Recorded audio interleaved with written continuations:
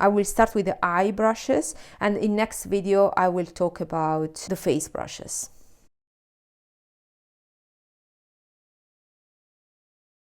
These are my eye brushes from Sonia. The day is very gloomy, so I will switch on the artificial light. I know this is also a face brush, but I will include it here.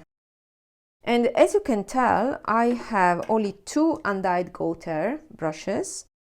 Most of them are that nutmeg dyeing, because it's not really a tea dyeing. And then I have the 3 squirrel brushes. These are, you know, my gem.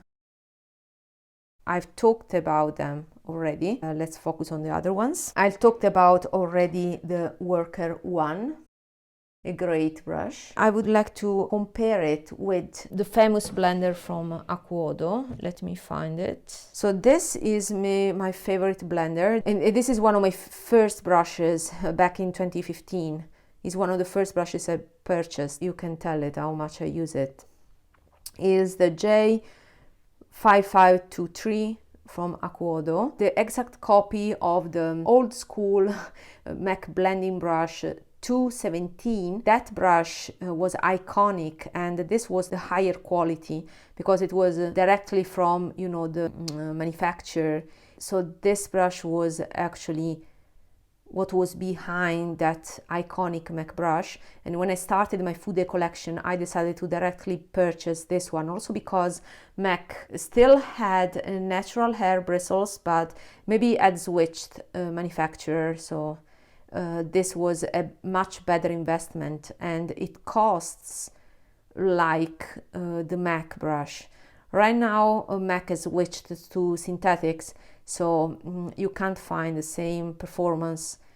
So I would highly recommend this brush. It's my favorite brush maybe in my collection in terms of versatility. Is my most used brush for sure. So you have this that is my favorite, and I would like to compare it with this phase 1. So phase 1 is denser, maybe, yeah, is for sure denser.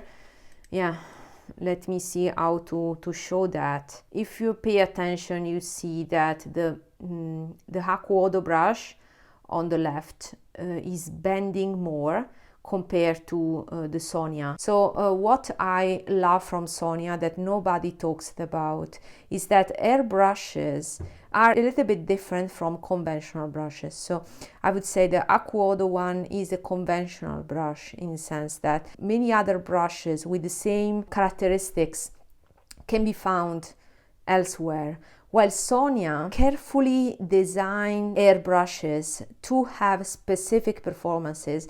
And I think that Sonia G brushes are indicated for those innovative formulas.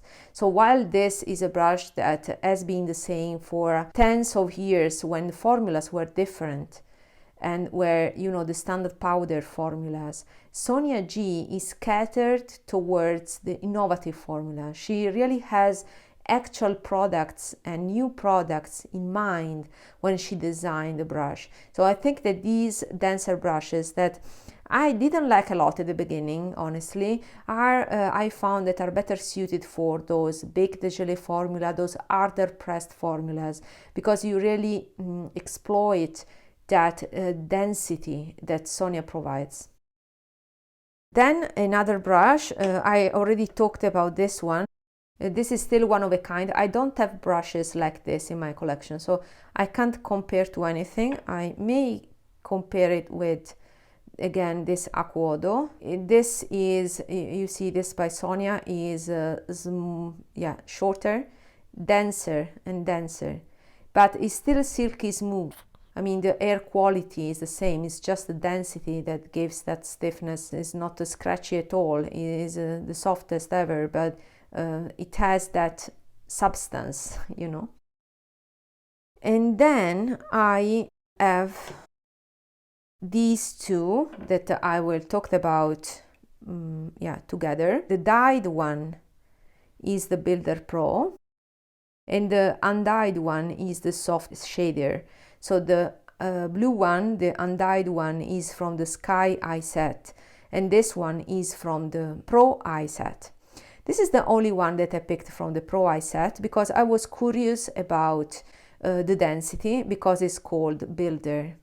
But they are not my favorite. This is my favorite shape, but I like a slightly bigger shape than this. These are more precise. But since I'm more like a one and done person, I find these a little bit too small for my preference, but still I like the fact that they do not start bending just after the ferrule. So you have that brush goes, you know, straight after the ferrule and then it starts bending. I prefer the worker one. So you have worker one here, you see how bigger it is compared to the other two. And yeah, for Builder, yeah, the middle one is the Builder Pro. Then you have soft shader here, and this is the worker one. This is nice to have, but not a must-have. It doesn't have anything in my collection. I have already other brushes that I like. Well, these ones, you know, is my favorite dyeing. So yeah, I'm pleased to have them.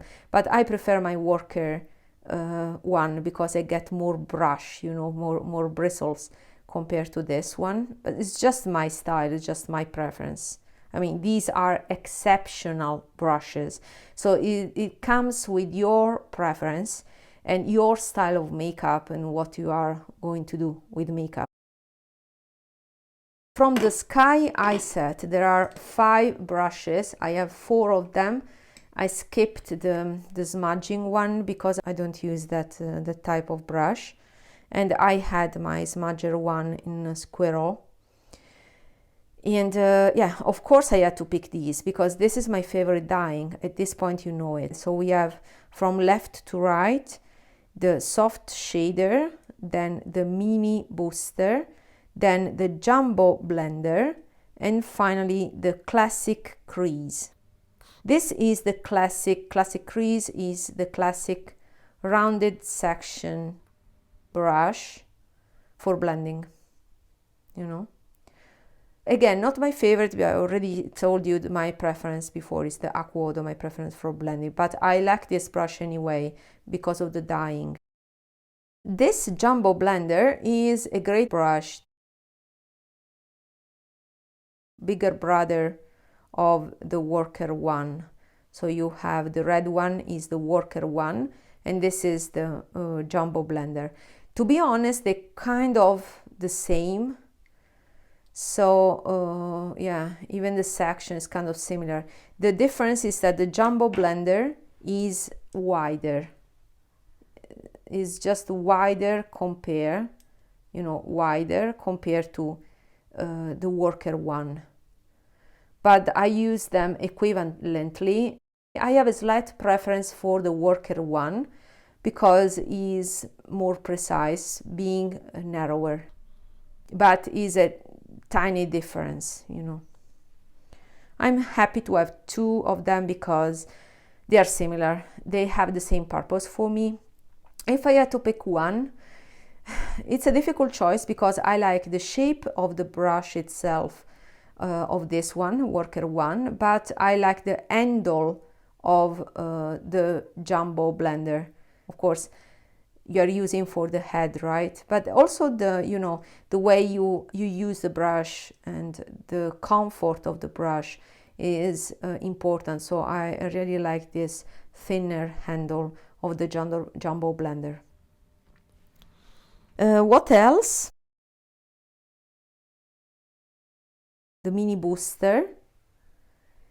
I think it can be compared with the Refer 13. Let me pick that brush. So here's the difference, almost nothing. So I would say the mini booster is the dyed equivalent version of the Refer 13. If you like Refer 13, because I know that Refer is the starting point for many, then this is your upgraded version because of the dye there and yeah, superior ability to blend. And since we are in the same family here, a comparison among this mini booster and the soft blender from the Lotus collection. Purple is not my favorite color, so I was so glad that she started selling these brushes individually. And so I jumped into it. I purchased directly 2 of these soft blenders because, yeah, this is a great shape because you get precision, and is one of is still dense to be a candle. Is a candle shape that is not my favorite, but this is dense and gives me precision. I don't use as a pencil, but this, okay, this is a smudger for me. This is my favorite type of smudger. I much prefer this type of smudger rather than the classical shape for a smudger like this one, you see. So I much prefer this one because this is also multi-purpose. I mean, the middle one, this purple one, is multi-purpose. I can use also for, you know, trace some lines to blend a bit, while this is just for smudging. So these are the 2 great brushes, must-haves. The last one I would like to talk about is the Tail Pro. So this is an example. In this set is the only one that has a blend of dyed and undyed hair. I don't understand this blend. She has innovated the market by introducing these, because before that Hakuhodo had some blends of squirrel and goat, but nobody thought about dyed and undyed. These I think are more meaningful for people that like the undyed ones and want more blending capability that the dyeing can provide you. I haven't used it so much, honestly, maybe for powdering my under eyes or for, you know, a general blending or finishing. I use eyeshadows sometimes as finishing powders for eyes instead of for face, and this would be perfect for that, but I haven't used this yet, and still have some blending capability because it has some density, some body, and yeah, for that it would be perfect. So nice to have, not a must-have. So out of these brushes from Sonia, you know, these are all the ones I've talked about in this video. Which ones are my must-have? For me, this one is unique and is the Builder 2. And then I would pick Worker 1. So these are my must-haves, these 4. So Builder 2, that I'm afraid is sold out at this point. I hope she will reintroduce that with the renewed handle. Then the Worker 1, and then the Mini Booster, and then the Soft Blender. These are my top favorites. And a ranking also among these, I would say first the Worker 1, because, you know, it's the first brush I think of, and then I second place the Soft Blender because it's unique, it's still unique in the market. And then it would be this one because it's my style doing makeup, and that dyeing, you see, that dyed hair is my favorite. At the 4th position, so let's put this ranked top, 2nd, 3rd, and 4th is this Builder 2.